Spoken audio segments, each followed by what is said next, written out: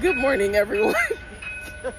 I can't even say cousins, best friends. This is like take number 10. Anyway, this is Reesa in Europe.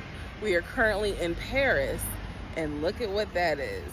This is day 5 of being in Europe. This is day number 2 of being in Paris. So let's see what we shall discover today. I understand. You know, we're from Georgia, Atlanta. Okay. We had it in 96. Yeah. And I do understand it's a lot. No, it's, and Paris, it's small, it's not big. Mm-hmm. Small, if closed the half of street, go on holiday. No work. Yes, there are tourists, but you take with one person from, for example, here to Stade de France or Olympic Village. It's 6 kilometers or 6 kilometers. If you had 1 hour or 1 hour 30, it's not good. Okay. It's not.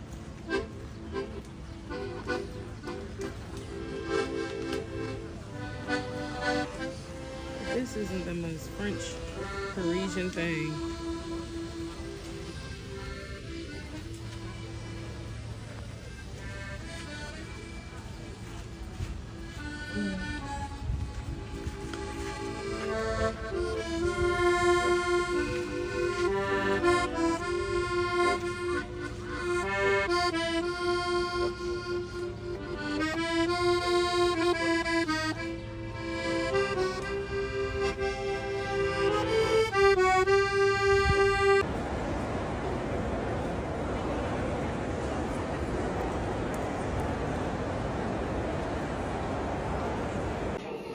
All right, so story time on how I went to the Louvre Museum, but didn't I get a chance to tour the museum.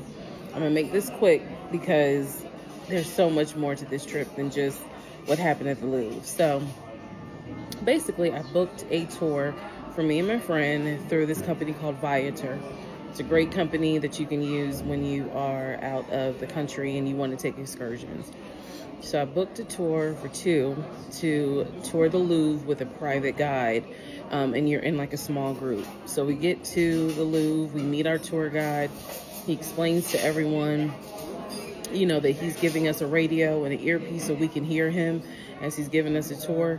We go through the back entrance of the Louvre, which is not the main entrance through the pyramid, but there's another entrance near the Arc de Triomphe, de Carousel, if I'm saying that right. So we proceed to go into the Louvre with the whole group of people. The stairs were really difficult for my friend because she has a knee injury. So when we finally get inside the Louvre, we go through security. They check our bags. Our tour guide already had our vouchers because he checked us in individually.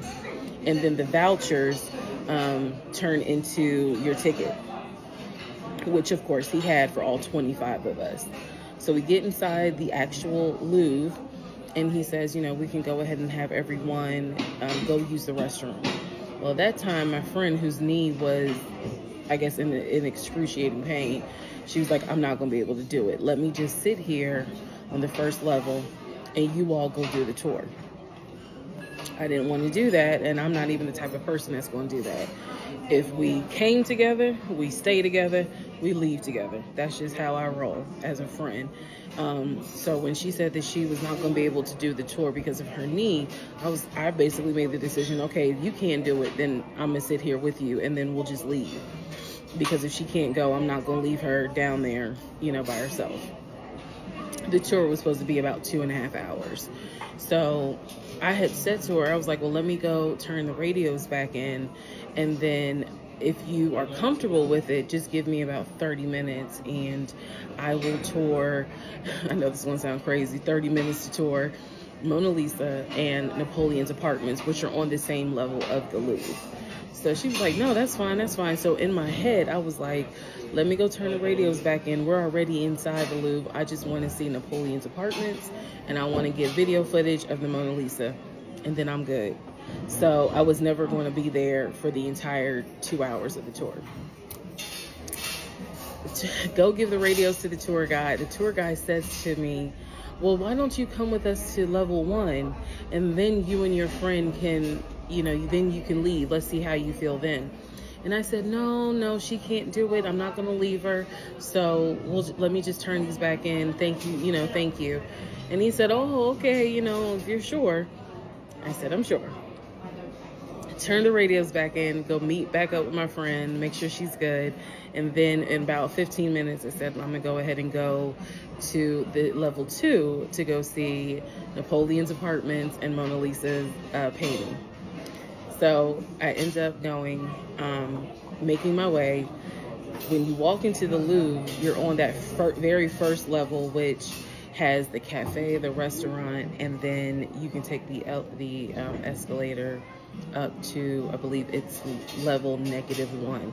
I know it sounds weird, but it's -2, -1, 1, and then 2. So I go ahead and take the escalator up to what I thought was the first level.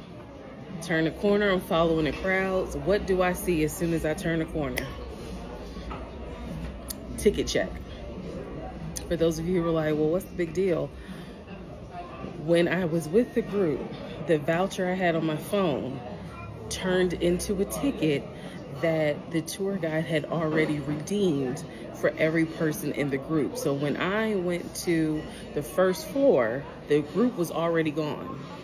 The tour guide was already gone. I did not have a phone number, could not email him, couldn't text him, nothing. So they're already gone into the museum, enjoying their best life. When I turned the corner and saw ticket check-in, I realized I don't have a ticket. I don't have a ticket because I'm not part of the group. I'm not part of the group because technically I've left to basically, tell the tour guide we're not going to be able to do this tour. So I realized in that moment, I'm not going to be able to see the Louvre. Unless I were to buy a ticket, I'm not going to be able to see it. So my face just fell. And then I went ahead and went back downstairs to where my friend is, and I was like, let's go. And she's like, what happened? So I explained to her what happened. She was like, oh my God, I feel so bad. I was like, let's just go, because obviously there's nothing I can do. Now I understood why he said, come with us to the first level. Because once you get to the first level, once you're actually inside the Louvre where the exhibitions are and the exhibits, you're good. But you got to get your ticket in order to go in there. And I did not do that because basically I left the tour too early and didn't realize, hey, by you saying she's not going to be able to do it, I'm going to stay with her, you shot yourself in the foot. So we ended up leaving. Y'all, it was so chaotic trying to leave the Louvre and get an Uber to take us back to the hotel. Mind you, it's about 93 degrees. The sun is beaming down on me. It took an hour and 15 minutes to get an Uber to come get us. The reason being is because my GPS on Uber was saying basically I was at Rue de Romaine, and actually I was at Rue du Carrousel. Close by, but when you have thousands of people in one spot, you need to be exactly where you're supposed to be to get picked up. And every car was a taxi. Then on top of that, not only were there taxis, but then there was also bikes everywhere. It was the most chaotic scene I've ever seen. And so by the time we finally got an Uber and we met the correct Uber, I was dripping and drenching sweat. And the Wi-Fi was going in and out. My phone wasn't connecting to a French network, which I'll talk about in another video. Literally, that morning was the worst morning. So I got to the Louvre, but did not get a chance to tour the Louvre. So when I come back to Paris, I will have to make sure that I do it the correct way and actually get a chance to see Miss Mona Lisa herself. Legitimately, what it is like to be in here. I've had these windows open the entire time that I was asleep. Jet lag is real, y'all, so don't mind my voice. But yeah, seriously. And a breeze has been coming in. It has been the nicest sleep that I have had. I mean, it is just so peaceful.